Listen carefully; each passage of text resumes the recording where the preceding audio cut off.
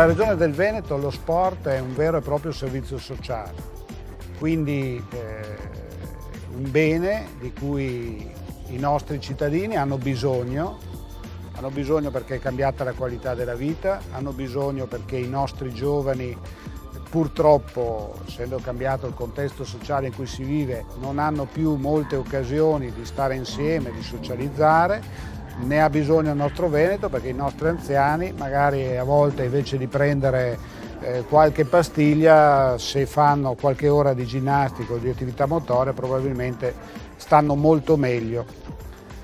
In questo senso naturalmente è fondamentale che la Regione svolga fino in fondo il proprio lavoro di indirizzo e di pianificazione. Su questo siamo intervenuti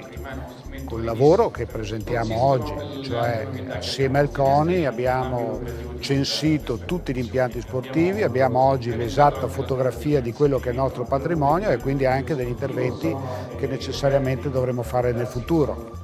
Oggi presentiamo anche il manuale di progettazione per dare un ausilio a tutti gli operatori dello sport e gli enti locali del Veneto, i nostri comuni e le nostre province, perché qualora debbano programmare o progettare dei nuovi impianti lo facciano avendo una base oggettiva convalidata dal CONI e dalle altre grandi organizzazioni sportive del nostro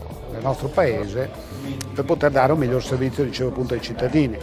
Nel frattempo, in questi anni, abbiamo investito oltre 135 milioni di euro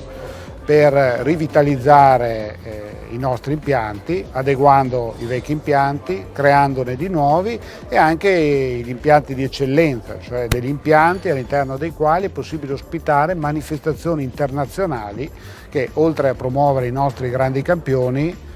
mi piace sempre ricordare che il Veneto è la regione d'Italia che ha preso più medaglie nelle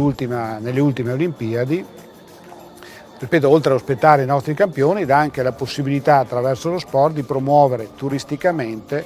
il nostro paese. Le grandi manifestazioni che abbiamo ospitato nella nostra regione hanno dato al Veneto una grande visibilità e quindi, partendo dall'impianto sportivo, speriamo che tanti abbiano la voglia di tornare a consumare i nostri prodotti e a visitare le nostre città. Quindi sport a tutto campo, per gli sportivi, per tutti i veneti, anche con un occhio di attenzione che mi piace ricordare. Non abbiamo lavorato e finanziato solamente gli attori, le società sportive, i comuni. Ci è piaciuto anche ridare dignità a chi ha sempre usato in maniera sociale lo sport e mi riferisco in particolare alle parrocchie. Da alcuni anni la Regione ha scelto di finanziare anche quei campetti dell'oratorio, quei piccoli campi sportivi da cui siamo passati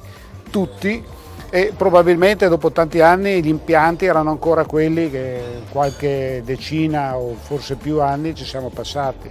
Quindi da alcuni anni abbiamo scelto di dare una mano anche a queste realtà per avere nuovi impianti, per adeguare e mettere in sicurezza gli impianti che naturalmente già c'erano.